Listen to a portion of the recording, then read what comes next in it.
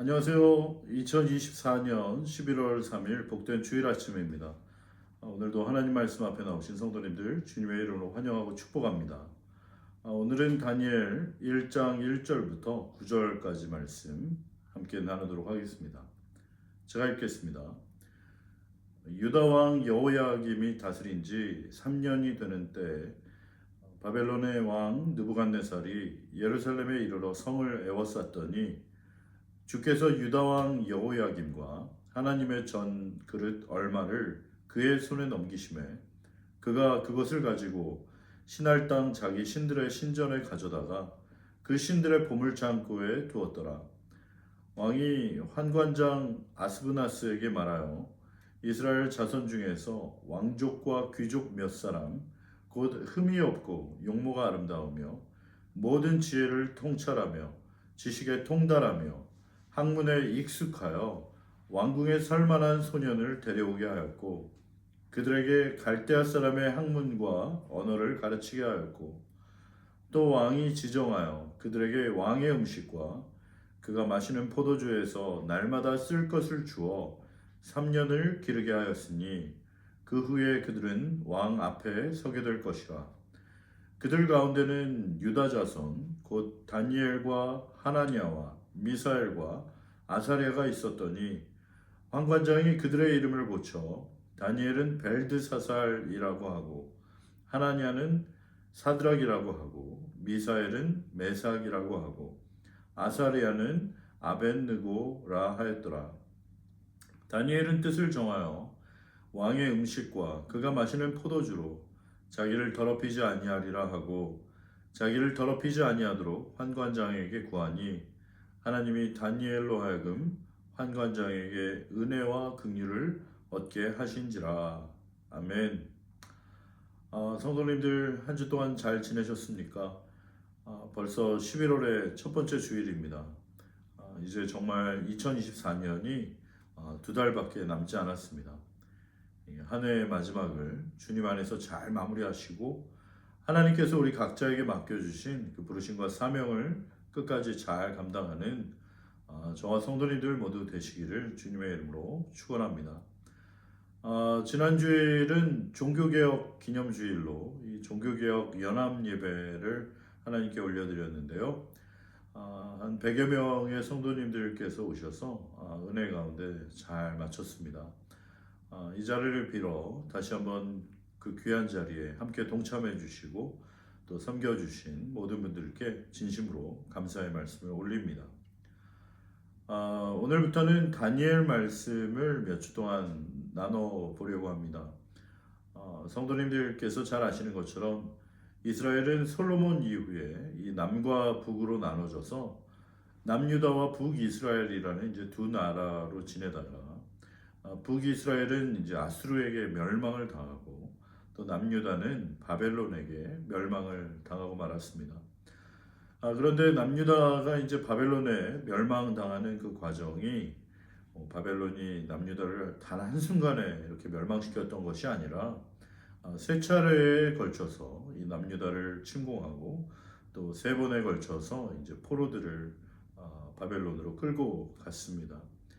이 남유다에 있던 왕들을 비롯해서 신하와 고관들 또 남유다의 그 유능한 장인들과 또 인재들이 세 번에 걸쳐서 이제 거의 대부분 바벨론에 이제 포로로 끌려가게 됐었는데요. 그 중에 오늘 본문에 나오는 이제 다니엘도 포로로 끌려갔던 사람 중에 한 명입니다. 다니엘은 주전 605년경 그 바벨론이 남유다 왕국을 처음 침공하고 처음 포로들을 바벨론으로 데려갔을 때 그 1차 포로 명단에 이제 포함되어 있는 바벨론의 포로 중에 한 명입니다. 이 다니엘이 바벨론의 포로로 끌려갔을 때 다니엘의 나이가 얼마나 되었을지 정확하게 알 수는 없지만 학자들은 대략 이 다니엘의 나이가 15세 정도 되었을 거라고 추측합니다. 그러니까 호주로 치면은 뭐 이어 9 정도 된다고 볼 수 있겠습니다. 저도 아들이 하나 있는데 아들 주원이가 이제 내년에 이어 7이 되는데 제 아들 주원이보다 조금 더 형아였던 다니엘이 친구들과 함께 이제 포로로 끌려가게 된 것입니다. 바벨론의 포로로 끌려가던 그 다니엘을 비롯한 그 어린 친구들의 마음이 어땠을까 한번 생각해 보시기 바랍니다. 아마도 처음에는 그 다니엘과 친구들의 마음이 굉장히 힘들었을 거예요. 내 인생이 이렇게 꽃도 피워보지 못하고 이렇게 허무하고 비참하게 포로로 끌려가게 되는구나. 굉장히 무섭기도 하고 서글프고 속상하고 요즘 말로 하면 아주 멘붕이 왔을 것입니다. 이 자신의 조국이 바벨론에 무참하게 멸망당하고 또 자신들의 그 정든 고향을 떠나서 낯선 이국 땅에 무슨 유학하는 게 아니라 이 쇠사슬에 묶여서 짐승처럼 포로로 이제 끌려가고 있었으니 자신들의 신세가 얼마나 기가 막히고 또 앞이 캄캄했겠습니까? 내 인생이 이렇게 끝이 나는 건가? 나는 이렇게 망하게 되고 마는 건가? 그 어린 친구들이 굉장히 좌절하고 절망하게 되었을 것입니다.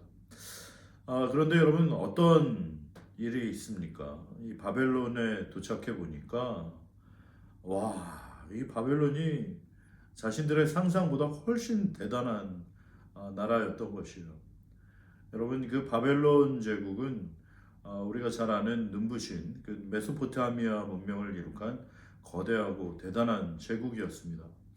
우리가 역사 시간에 한번 들어보았을 함무라비 법전이라는 게 있잖아요.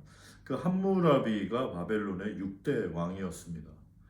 그야말로 당시의 법과 제도를 탄탄하게 하고 또 탁월한 정치, 경제, 외교를 통해서 중앙 집권제를 이제 확립하고 또 활발한 정복 사업을 통해서 그 메소포타미아 일대를 전부 통일했던 그런 위대한 제국이었던 것입니다.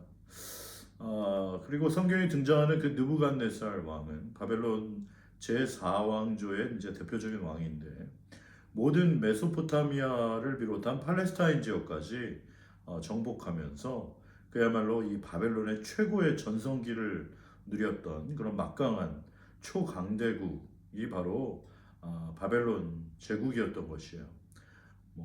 지금도 역사의 기록으로 남아 있는 바벨론의 공중정원이라든지 이슈타르의 문이라든지 행진의 거리 또 여러 가지 사적들이 고스란히 남아 있는데 정말 당대 최대의 메트로폴리탄이라고 부를 수 있는 그런 아주 신문명의 나라로 지금 그들이 오게 된 것입니다. 그러다 보니까 이제 우리 다니엘과 그 친구들이 느꼈을 마음이 어땠을까? 아마도 자신들이 살던 그 남유다 예루살렘은 그저 시골의 어떤 촌동네에 불과하게 느껴졌을지도 모르겠습니다. 그리고 정말 여기는 최첨단 메트로폴리탄이고 너무나 화려하고 너무나 멋지고 이야 대단하다. 정말 어린 친구들의 입이 다물어지지 않는 그런 웅장하고 엄청난 나라가 바로 바벨론이었던 것이에요. 그런데 또 놀랍게도 그 바벨론 제국의 전략은 그렇습니다. 자신의 나라에 포로로 끌려온 자들에게 굉장히 무섭게 대하기보다는 굉장히 관대하게 대했던 편입니다.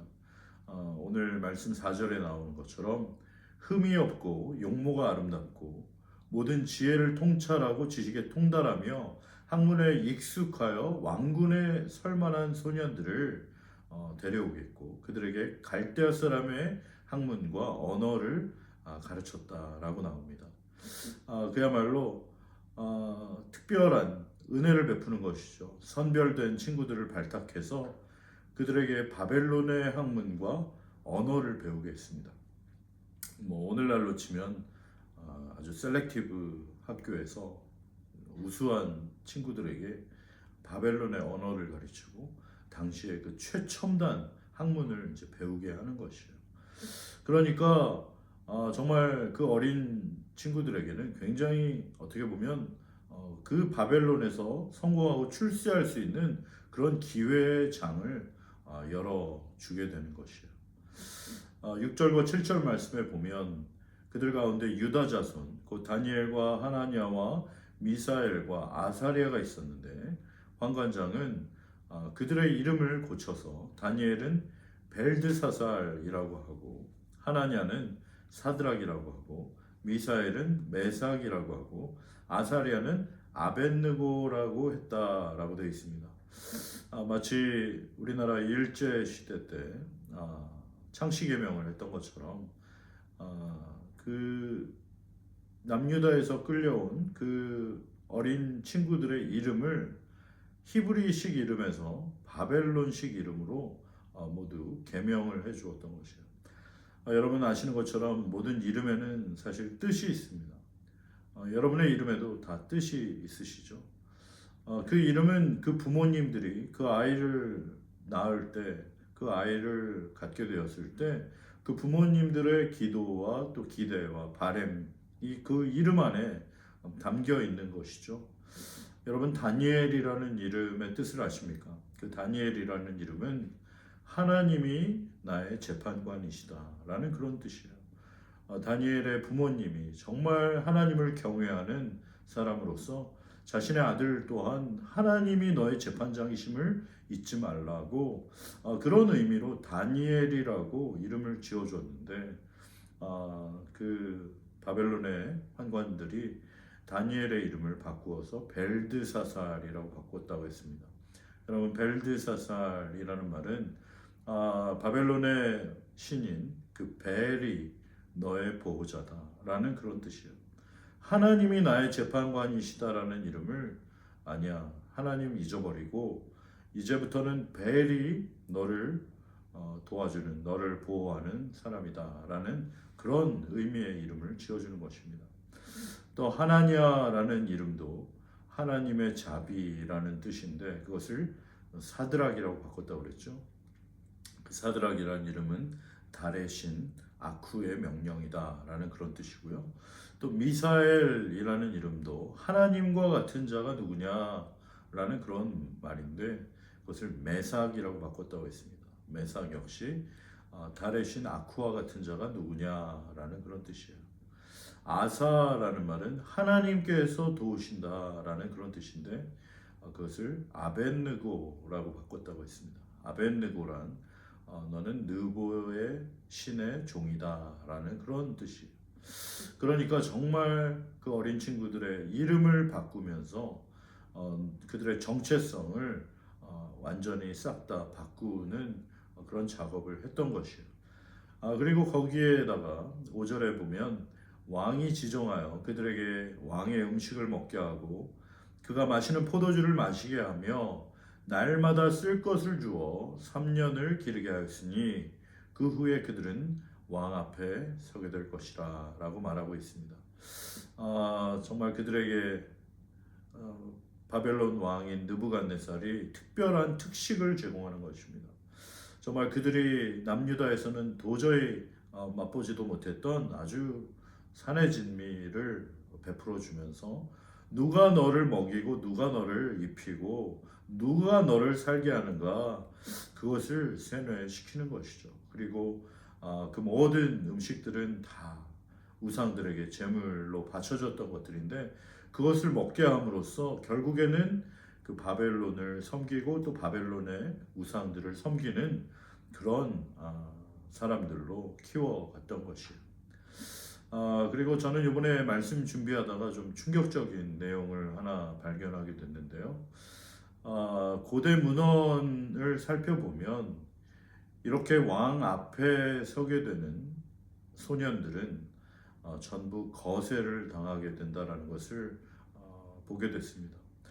그러니까 다니엘과 이 세 친구들 포함해서 지금 3년 동안 왕 앞에 서기까지 많은 학문을 공부하고 또 이름을 바꾸고 또 그들에게 산의 진미를 먹이며 그들로 하여금 정말 왕 앞에 설 수 있는 사람이 될 수 있도록 준비하게 했다라는 그 내용 속에는 전부 그들의 거세를 하게 함으로써 그들은 이제 환관으로 내시로 왕 앞에 서게 되는 것이에요.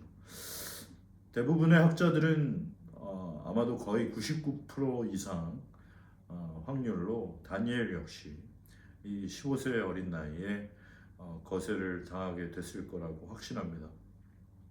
저는 뭐 전에는 이 사실을 전혀 생각하지 못했다가 이번에 설교를 준비하면서 자료를 찾던 중에 이 이야기를 알게 됐는데 저도 굉장히 좀 충격을 받았는데 당사자였던 다니엘과 그 친구들은 얼마나 큰 충격이었을지 한번 생각해 보시기 바랍니다.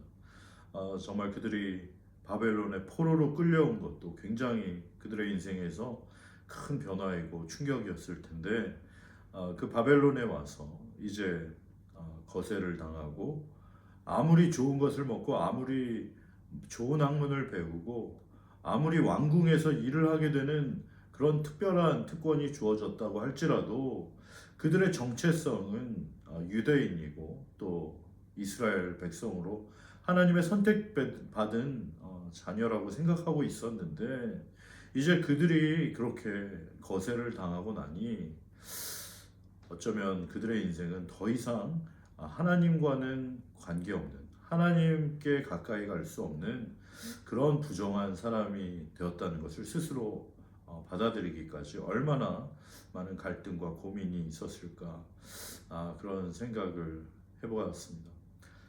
여러분 정말 그 어린 나이에 바벨론의 포로로 끌려와서 이전까지 접해보지 못했던 최첨단 도시에서 최첨단 학문을 배우고 좋은 옷을 입고 좋은 음식도 먹고 이름도 바꾸고 그야말로 진짜 바벨론 사람이 될 수 있도록 모든 것이 철저하게 컨트롤되고 있던 그 상황 속에서 심지어 자신의 신체마저 거세를 당하고 더 이상 유대인으로서 하나님의 백성으로서의 정체성마저 잃어버릴 수밖에 없는 어쩌면 나는 이렇게 영원히 하나님의 언약으로부터 이제는 되돌아갈 수 없는 그런 최악의 상황이 되고 말았구나. 정말 절망할 수밖에 없고 좌절할 수밖에 없고 온갖 수치와 체념과 분노로 차라리 이렇게 죽는 게 낫지 않을까라는 그런 마음이 들었을 텐데 그 속에서 다니엘은 어떻게 했다고 나옵니까? 오늘 8절과 9절 말씀입니다. 다니엘은 뜻을 정하여 왕의 음식과 그가 마시는 포도주로 자기를 더럽히지 아니하리라 하고 자기를 더럽히지 아니하도록 환관장에게 구하니 하나님이 다니엘로 하여금 환관장에게 은혜와 긍휼을 얻게 하신지라 라고 나옵니다. 영어로 보니까 But Daniel resolved라고 돼 있어요. 다니엘이 결심했다는 거예요. 뜻을 정했다라는 것이에요. 그런데 그 표현을 resolve라는 단어를 써서 나와 있는 것을 보게 됐습니다. 여러분 이 resolve라는 단어의 뜻이 결정하다, 뜻을 정하다, 결심하다 이제 그런 뜻이잖아요. 아까도 말한 것처럼 정말 자신의 모든 것이 사라지고 어쩌면 내 인생이 이렇게 끝이 나는 것인가라는 그런 절망의 시간, 모든 것을 포기할 수밖에 없는 좌절과 그런 체념과 벼랑 끝에 있는 그 시간 가운데 다니엘이 뜻을 정했다. 무슨 뜻을 정했을까요? 하나님이 자신의 심판자이심을, 하나님이 자신의 삶을 책임져 주시는 분임을 다시 한번 기억하고 정말 하나님 앞에서의 삶을 살기로 다니엘이 뜻을 정하고 마음을 정한 것입니다. 이 말씀을 읽을 때마다 정말 그 어린 소년이지만 그 주변의 상황과 환경에 굴하지 아니하고 오로지 하나님을 바라보며 하나님만을 의지하며 자신의 이름이 다니엘임을 잊지 않고 하나님의 사람으로 살아가기로 결단하고 다시 한번 새로운 그 삶의 리셋 버튼을 누르고 뜻을 정한 다니엘. 정말 그 모습이 오늘도 2024년 11월을 살고 있는 저희들에게 주님께서 원하시는 모습이 아닌가 그런 생각을 하게 됐습니다. 사랑하는 성도 여러분, 2024년을 마무리 이제 할 때가 되었습니다. 그리고 또 2025년을 우리는 준비해야 하는 시간이 되었습니다. 여러분 한 해를 마무리하는 이 시점에 여러 가지 감사한 일도 많았지만 아쉽고 또 어떻게 해야 될지 앞이 캄캄한 그런 분들도 계실 줄로 압니다. 2025년을 생각할 때 정말 모든 것이 뭐 희망차고 더 잘 될 거라는 그런 마음보다는 굉장히 걱정과 염려와 눈앞에 보이는 모든 상황과 환경이 참 쉽지 않다라는 그런 생각을 하면서 마음이 답답한 그런 분들도 있을 줄로 압니다. 하지만 우리가 이런 상황 가운데서 다시 한번 다니엘처럼 우리의 마음을 정하기를 원합니다. 다시 한번 뜻을 정하기를 원합니다. 다시 한번 결단하기를 원합니다. 여러분의 결심은 무엇입니까? 여러분의 오늘 하나님 앞에서 무슨 뜻을 정하실 것입니까? 내년에 여러분의 레졸루션은 무엇입니까? 다시 한번 오늘 하나님 말씀 앞에 서 있는 다니엘처럼 우리의 눈앞에 있는 상황과 환경은 어렵고 힘들고 눈앞이 캄캄할지라도 내가 누구인지 하나님이 나의 심판자이심을, 하나님이 나의 도움이시고 하나님이 나를 붙들어 주시고 책임져 주시고 인도하시는 분이심을 잊지 말고, 또 우리의 모습이 어쩌면 거세를 당한 다니엘처럼 더 이상 하나님 은혜를 받을 그런 자격이 없는 그런 더 이상 하나님의 율법과는 상관이 없는 그런 상황이 된 것과 같을지라도 여전히 우리를 붙들어 주시고 함께 하시는 그 하나님을 바라보며 하나님의 은혜를 구하며 오늘도 하나님의 뜻대로만 살아가고 하나님 우리 각자에게 맡겨주신 부르심과 사명을 감당하는 저와 우리 모든 성도님들 되시기를 주님의 이름으로 축원합니다. 우리 함께 기도하겠습니다. 살아계신 하나님 아버지 감사합니다. 정말 올 한 해 2024년 벌써 이제 마무리를 해야 할 때가 다가왔습니다. 정말 이 한 해 동안 정말 하나님께서 우리에게 베풀어 주셨던 그 수많은 은혜와 사랑에 다시 한번 우리 감사하는 11월이 되게 도와주시고 감사로 아버지 찬양으로 지금까지 우리를 여기까지 인도해 주신 그 에베네셀의 하나님을 기억하며 감사함으로 한 해를 마무리하게 하여 주시옵소서. 또한 지금 우리의 상황이 아버지 눈앞에 보이는 것이 참으로 많은 문제가 있고 어려움이 있고 절망적인 어찌해야 할지 알지 못하는 그런 눈앞이 캄캄한 상황에 있을지라도 아버지 다니엘처럼 우리가 뜻을 정하기를 원합니다. 아버지 내가 누구인지 누가 나와 함께 하시는지 누가 나를 책임져 주시고 붙들어 주시는 분이신지 아버지 우리가 잊지 않게 하여 주시고 정말 바벨론과 같은 세상을 살아갈지라도 하나님이 나의 재판장이시며 하나님이 나의 도움이심을 기억하게 하여 주시고 하나님의 말씀대로 순종하여 하나님 한 분만을 의지하고 하나님 한 분만을 믿고 따라가는 아버지 다니엘과 같은 믿음의 사람 될 수 있도록 성령 하나님 우리에게 은혜를 베풀어 주시옵소서. 믿음의 믿음을 더하여 주시옵소서. 오늘도 주님을 바라보며 주님만을 의지하며 아버지 우리의 삶에 주어진 상황 속에서 아버지 주님을 향하는 주의 백성들에게 아버지 이 시간도 주의 권능의 오른손을 펴주시고 붙들어 주시고 특별히 고통 가운데 신음하는 아버지 주님 우리 환우들을 기억하여 주시어서 아버지 그 어려운 시간 가운데서 더 주님을 의지하며 주님 한 분만을 바라보고 주님과 겸손하게 동행하는 아버지 귀한 하루들 다 되게 하여 주시고 아버지 모든 어려움과 아버지 문제 상황 가운데 있는 아버지 고통 가운데 신음하는 주의 백성들에게 주님 다시 한번 힘을 주시고 용기를 주시고 새 힘을 허락하여 주셔서 정말 올 한 해를 잘 마무리하고 다시 한번 하나님께서 은혜 가운데 인도하시는 아버지 복된 새해를 맞이할 수 있도록 주님 우리의 마음을 새롭게 하여 주시고 우리의 마음을 뜻을 정할 수 있도록 주님 다시 한번 하나님만을 의지하며 하나님만을 섬기며 하나님의 말씀대로 살아가기로 결단하고 다짐하는 저희들 모두가 될 수 있도록 주여 은혜를 베풀어 주시옵소서. 그렇게 하실 주님을 기대합니다. 감사드리고 거룩하신 예수님의 이름으로 기도드립니다. 아멘.